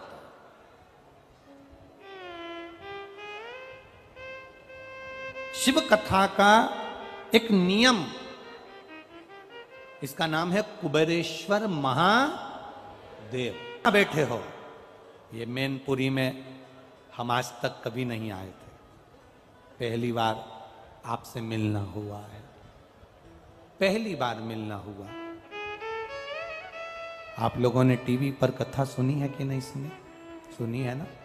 टीवी पर कथा सुनकर आप लोगों ने बाबा का कोई ना कोई उपाय तो किया है ना। किया है तो बाबा ने कुछ ना कुछ तो आपकी जिंदगी में थोड़ा बहुत दुख तो मेरे बाबा ने कम किया होगा, तब तो आप यहां बैठे हो, नहीं तो कौन आता? विश्वास शिव महापुराण पर करा तो बाबा ने साथ। नरसिंह अवतार में क्रोध आया है भगवान को, वो क्रोध समाप्त नहीं हुआ, वो क्रोध समाप्त नहीं हुआ।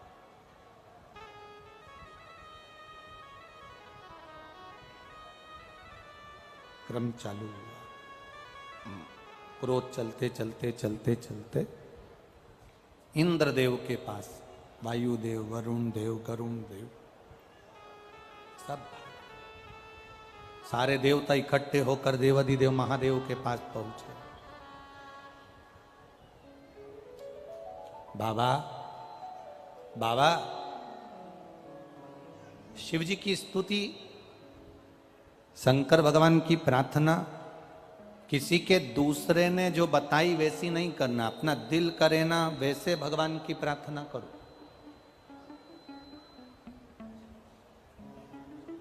भगवान की प्रार्थना तुम्हारे दिल से होना चाहिए, दिल से। एक बकरी चराने वाला, भेड़ चराने वाला शाम के समय सारी भेड़ों को एक जगह पर इकट्ठा कर लेता था।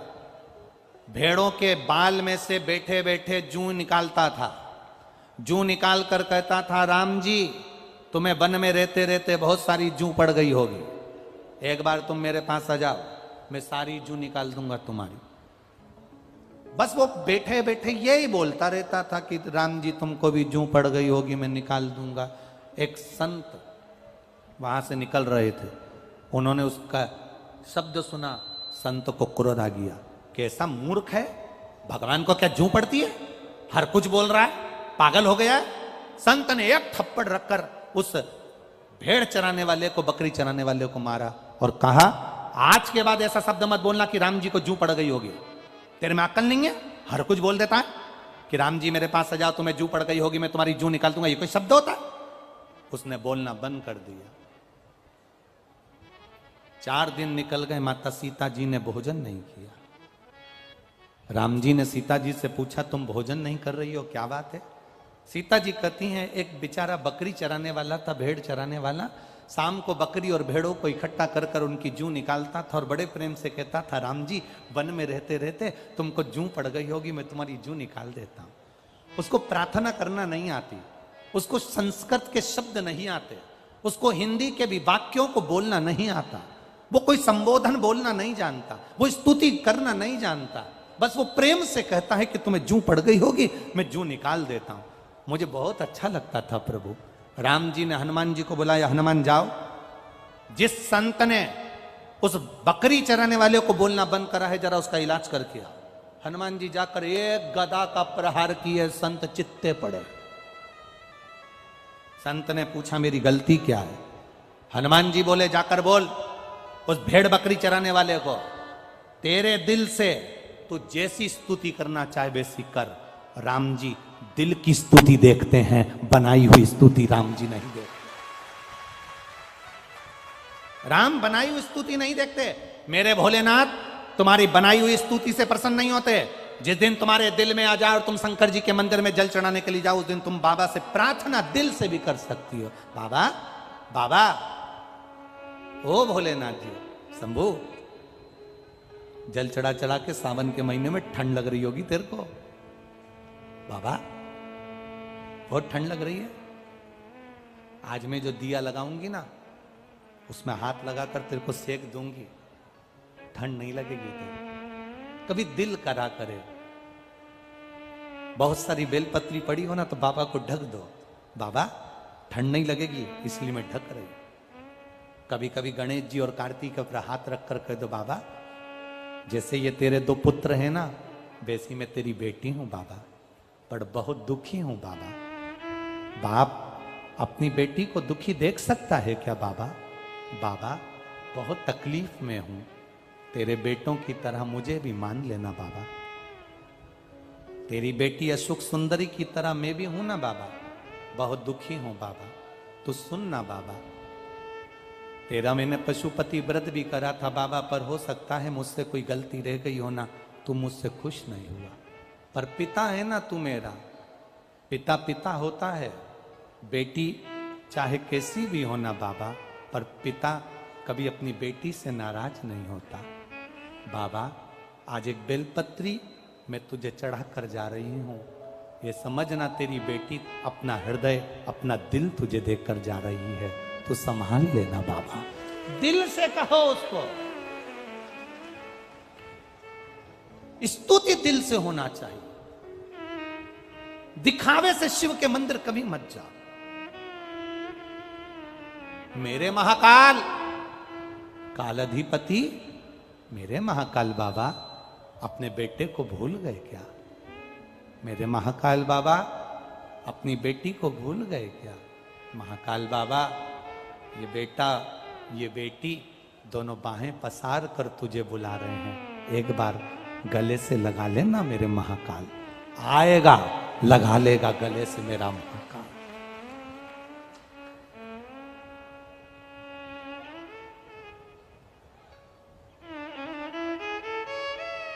दिखावे से दूर हो जाओ। शंकर के मंदिर में जब जाना तब तुम दिखावे से दूर होकर जाना। क्या है शिव पुराण में, क्या क्या भरा पड़ा है शंकर जी की कथा में? ये इतने नवयुवक से भाव में भीतर नेत्र के, आप लोग तो समझेंगे नहीं भावों का, भीतर से कभी कभी रोना भी आता है। कितनी दूर दूर से 100 500 रुपए खर्च कर कर ये लोगों सबके धक्के खाते हुए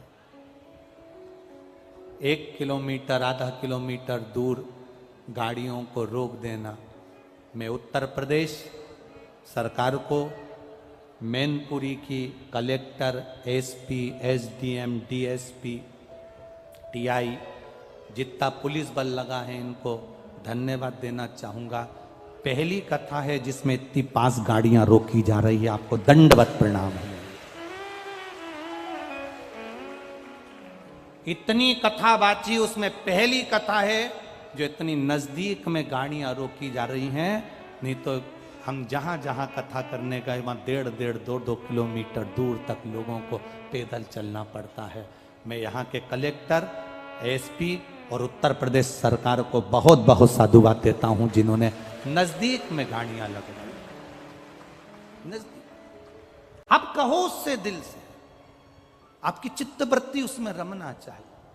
कभी कभी हमारा हृदय बहुत रोता है कि आप कितनी दूर से धक्के खाते हुए, कोई साधन नहीं, अगर किसी को आकर कथा suनते हैं, मेरे शंभु इनकी झोली ऐसी भरना जिंदगी में कभी खाली ना हो, ऐसा भंडार।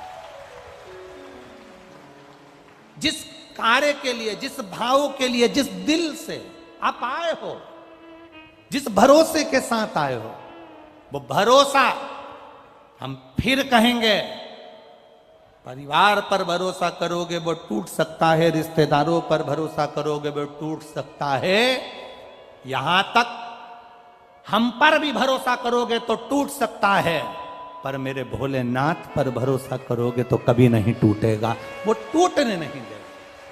हम जैसे आप हो वैसा ये हमारा मनुष्य शरीर है, जैसे आप हो वैसा ये मानव का ये शरीर है। 2 रोटी आप भी खाते हो, 2 रोटी हम भी खाते हो।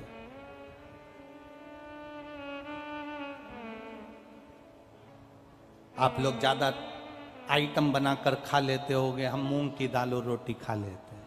कभी सब्जी थोड़ी बहुत हरी मिल गई, बना लिया, ब्राह्मण देवता साथ रहते हैं वो बना देते हैं 2 रोटी टिक्का, पाया, सुख आनंद लिया। क्या करना, जैसा जीवन आपका वैसा जीवन हमारा।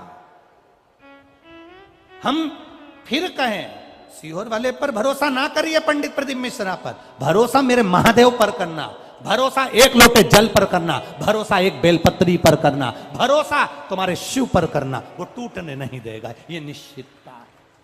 हमसे मतलब मत रखो, और यहां तुम हमारे लिए आए भी नहीं हो, तुम ये अंदाजे मत रहना कि तुम हमारे लिए आए। यहां जितने आए हो वो बाबा भोलेनाथ के भरोसे पर और उसके सहारे पर आए हो, तुम्हें उससे मतलब होना चाहिए।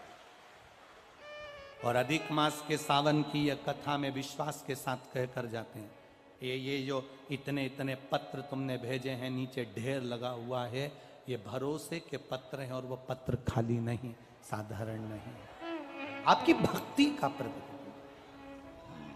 जाओ शिव मंदिर, जाओ शिवालय, भगवान जब नरसिंह भगवान का क्रोध समाप्त नहीं हुआ, अधिक मास का महीना, अधिक मास में नरसिंह अवतार धारण कर कर शाम के समय पर ना सुबह मरे, ना दिन में मरे, ना रात में, तो शाम को मारा है। ना पशु से नरसिंह बनकर आए, ना अस्त्र से ना शस्त्र से, तो नख से फाड़ दिया है। और अधिक मास का प्रथम दिवस, शाम का समय हिरण्यकशिपु को मार दिया है। अब वो क्रोध चलता रहा, वो क्रोध चलता रहा, वो क्रोध चल रहा, क्रोध चलता गया। हमारा निवेदन है, आप लोग निकल कर जो जा रहे हैं दूसरे को डिस्टर्ब ना करें। 10 मिनट की कथा हो रहती है, थोड़ा दिल लगाने का। हम तो ये कथा कल तक कहकर चले जाएंगे, पर तुम्हारी जिंदगी में बाबा ने जो कथा दी है वो तुम्हारी जिंदगी बना दे, इससे ज्यादा हम क्या कह सकते हैं। आप लोग और जितने कार्यकर्ता हैं जो इधर उधर मटक रहे हैं, उनसे भी निवेदन है, थोड़ा बैठ जाओ 5 मिनट 10 मिनट। कल के बाद कोई नहीं कहेगा तुमसे कि तुम कथा में बैठो, दिल लगा लो, थोड़ी देर बैठो। बहुत दूर का भाव है हमारा, बहुत हृदय लगा। हमें क्या है, टाइम पास करना नहीं आता, ईमानदारी की बात तो ये भी है। अगर दूसरे कोई कथाकार होए ना तो वो अपना टाइम पास कर कर घड़ी देखकर चले जाएं, हमको टाइम पास करना भी नहीं आता। हम तो ये प्रयास करते हैं कि आए हैं तो जितने रतन हैं मेरे भोलेनाथ जी के, वो सब आपको लुटा कर चले जाएं, जिससे आपकी जिंदगी सार्थक हो जाए। नहीं हो, शिव तत्व को जाने, शंकर ओ घड़ी को जाने, और शिव तत्व को जानना जरूरी है। अधिक मास का प्रथम दिवस, जिस दिन नरसिंह भगवान की प्रागट्यता हुई, अधिक मास का प्रथम दिवस जिस दिन नरसिंह भगवान प्रकट हुए, चारों तरफ जब क्रोध किया गया, चारों तरफ आपको कहा था पंचमी, अष्टमी, एकादशी, प्रदोष, शिवरात्रि, अमावस्या, पूर्णिमा, इस दिन ये 7 दिवस आपको बताए थे और कहा गया था कि 5-5 दिए लगाना शाम के समय पर, बन सके उन दिए को लंबी बाती का। कौन सी बाती का? जम के बोलो जरा। लंबी बाती का। आपको पहले भी कथा में कहा, लंबी बाती का जो दिया होता है, लंबी बाती का जो दीप होता है, वो दीप हमारे जीवन में वंश की भी वृद्धि करता है। इसलिए हमारे यहाँ पितरों का दिया, देवी जी का दिया, नवरात्रे का दीप, ये सब लंबी बाती के लगते हैं। तो लंबी बाती का जो दीप होता है वो हमारे यहाँ वंश की भी वृद्धि करता है, लक्ष्मी की भी वृद्धि करता है, सुख समृद्धि। और अगर मान लो भूल से हमारा कहीं पैसा अटक गया और वो व्यापारी नहीं दे रहा, तो लंबी बाती का जो दिया होता है वो पैसा भी हमारा वापस लौटा कर लाता है। इसलिए लंबी बाती के दीप का स्मरण करा। अब पहला दिन निकल गया, भगवान नरसिंह का प्रागट्य हो गया, भगवान नरसिंह प्रकट हो, क्रोध कम नहीं हुआ, उनका क्रोध बढ़ गया। जब क्रोध बढ़ता गया, जब उनका क्रोध बढ़ता, सारे देवताओं ने देवाधिदेव महादेव से प्रार्थना की, भगवान शिव से प्रार्थना, भगवान देवाधिदेव महादेव से निवेदन करा, प्रार्थना करी, बाबा, ओ बाबा शंकर भगवान देवाधिदेव महादेव, मेरे शिव, मेरे ओघड़दानी, मेरे त्रिकालदर्शी, मेरे कैलाशी, मेरे अविनाशी। मेरे शिव ने पूछा, क्या बात है, क्या हो गया?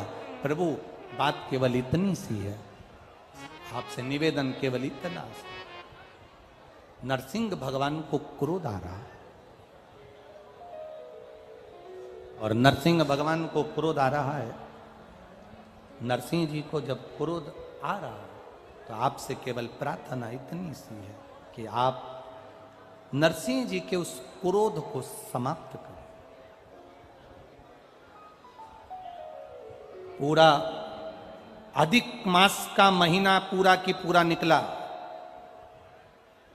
अमावस्या का दिन, श्रावण का मिलन। आपको कहा था वो दिन बड़ा महत्व का होता है, सुनी थी कथा? कौन से फूल को चढ़ाने का बोला है? कनेर का पुष्प। कितने लोटे जल? 2 लोटे जल। और बड़ा खास दिन है, हमारे बीच में आदरणीय महामंडलेश्वर जी पधारे हैं। एक बार जोरदार ताली बजाकर दंडवत प्रणाम। वो दिन आप रूप में खास माना गया। वो दिन अपने आप में एक खास दिन माना गया। कारण क्यों खास है उसमें फिर निवेदन करेंगे। अधिक मास तो कार्तिक में भी आ जाएगा, अधिक मास तो आषाढ़ में भी आ जाएगा, अधिक मास तो कुंवार में भी आ जाएगा, अधिक मास तो कोई से भी महीने में तिथि नक्षत्र घड़ी पल के हिसाब से आ जाएगा। पर सावन के महीने में जो अधिक मास का महीना आया है, इसके मिलन का जो बिंदु है, जिस दिन अधिक मास विराम हो रहा होता है, उस दिन सावन का जो महीना वापिस उसमें जुड़ रहा होता है। उसका एक क्रम है। जब भगवान देवादिदेव महादेव से प्रार्थना करी गई, आप कुछ करिए। शंकर भगवान ने कहा चिंता मत करो, 33 कोटि देवी देवता मेरे शरीर में आकर बैठ जाओ और मैं एक पक्षी का रूप धारण करता हूं। वो पक्षी बनकर जब मैं उड़ूंगा, पक्षी का रूप लेकर जब मैं उड़ूंगा और उड़ते हुए पक्षी का रूप धारण कर नरसिंह भगवान को अपने पंजे में पकड़ूंगा और पकड़कर नरसिंह भगवान को उत्तराखंड की अलकनंदा नदी में ले जाकर डाल दूंगा। भगवान शिव, भगवान शंकर, ओघड़दानी, त्रिकालदर्शी, कैलाशी, अविनाशी मेरे शिव का एक स्वरूप, मेरे शंकर भगवान का एक स्वरूप शरंब पक्षी का रूप धारण करा और शिवजी ने उड़ना प्रारंभ करा। 33 कोटि देवताओं का बल लेकर भगवान शंकर जब उड़ना प्रारंभ करे और उड़ते उड़ते भगवान शंकर ने अपने पंजे में शरंब पक्षी का रूप धारण कर नरसिंह भगवान को पकड़ा और पकड़कर नरसिंह भगवान को ले जाकर अलकनंदा नदी के अंदर डाला। अलकनंदा नदी में जैसे ही डाला, डालते से ही नरसिंह भगवान का क्रोध समाप्त हो गया। वहीं पर नरसिंह भगवान की समाधि लग गई। नेत्र बंद कर साधना में लीन हो गए, तप में लीन।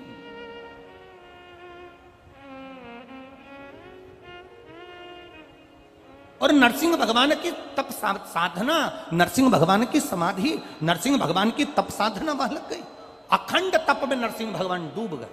जब अखंड तप में नरसिंह भगवान डूबे, अखंड तप जब नरसिंह भगवान करे, लक्ष्मी जी उनको ढूंढती ढूंढती आ गई। भगवान देवादिदेव महादेव से जाकर प्रार्थना करी, भगवान शिव से जाकर निवेदन करी। बाबा भोलेनाथ जी से कहा मेरे पति नहीं मिल रहे हैं, आप कृपा करिए। शंकर भगवान ने कहा नरसिंह अवतार धारण करा था, क्रोध इतना ज्यादा था, उनके क्रोध को समाप्त करने के लिए अलकनंदा नदी में उनको डाला गया है। वहां से वो तप में लीन हो गए हैं। उस तप में से हम उनकी विनती कर उठाते हैं। शिव जी ने नरसिंह जी की स्तुति करी। नरसिंह जी उठे। बाबा भोलेनाथ ने कहा बैकुंठ का निवास करिए। भगवान नरसिंह बैकुंठ में जाकर निवास। जब नरसिंह जी बैकुंठ चले गए, जाने लगे तो ऋषियों ने, संतों ने नरसिंह भगवान को रोक कर कहा कि आपका अंश यहां रखिए। नरसिंह शिला के रूप में बाबा देवादिदेव महादेव की कृपा, नरसिंह शिला के रूप में अलकनंदा नदी में आज भी नरसिंह भगवान विराजमान है। कभी आप लोग बद्रीनाथ जाएं तो पुल पर से जब बद्रीनाथ का दर्शन करने के लिए जाते हो, राइट में जो ताप्ती कुंड है जिसमें गर्म पानी होता है, उस कुंड से बिल्कुल नीचे की ओर देखोगे तो एक नरसिंह शिला मिलेगी। ये नरसिंह शिला का बड़ा महत्व है। दो चीजों के लिए नरसिंह शिला बड़ी महत्व रखती है। एक, अगर मान लो किसी को झटके आते हो, मिर्गी का दौरा लगता हो, बार बार बेहोश हो जाता हो, बार बार उसे झटके आ रहे हो, सारी दवाइयां कर ली हो, तो उसको पांडुकेश्वर का जल और उसी के स्वरूप में नपा हुआ एक मौली नाड़ा सिक्के में लपेट कर नरसिंह शिला की ओर डाल दिया जाता है। महाराज उसके बाद उसको झटके आना बंद हो जाते हैं, उसको फिट आना बंद हो जाता है। नरसिंह शिला का इतना महत्व। पांडुकेश्वर का जल उस जीव को हमेशा देना चाहिए जिसको झटके आते हैं, जिसको झटके आ रहे हैं। पांडुकेश्वर बद्रीनाथ जाते हैं तो बीच में पांडुकेश्वर पड़ता है, आप अगर देखेंगे तो बड़ा बोर्ड लगा हुआ है पांडुकेश्वर का। वहां उतरेंगे, जल लेंगे भोलेनाथ जी के शरीर का और वो जल बोतल में भर कर लेकर आएंगे, उसको दी पांडुकेश्वर। नरसिंह शिला, जिन पति पत्नी में झगड़ा हो गया, वो अदालत में बात चल रही है और वो तलाक नहीं चाहते तो भी तलाक हो रहा है, किसी भी रूप में, कहीं ना कहीं किसी ना किसी रूप में आपस में संबंध बेकार हो रहे हैं, तब नरसिंह शिला का प्रयोग, मौली का प्रयोग, पूर्व में भी हमने कथा में कहा है, वो डला होगा यूट्यूब पर, वो कर सकते। भगवान शिव का अधिक मास की अमावस्या समापन और सावन का महीने का लगना, यह भगवान शंकर के श्रंभेश्वर रूप का प्रागट्य है। बोल शंभेश्वर महादेव की जय। भगवान शिव का एक स्वरूप श्रंभेश्वर महादेव के रूप में प्रकट हो जाता है। भगवान देवादिदेव महादेव का आनंद स्वरूप वहां पर रहता है। इसलिए आप सबसे निवेदन है, प्रयास करना, 33 मालपुओं का दान शंकर भगवान के सुंदर अधिक मास के महीने में अवश्य करें। जब अमावस्या, अधिक मास की पूरा महीना पूर्ण हो और अमावस्या आए, तब भगवान शिव की आराधना अवश्य करें। 16 अगस्त का दिन है, आप लोगों को हमारी तरफ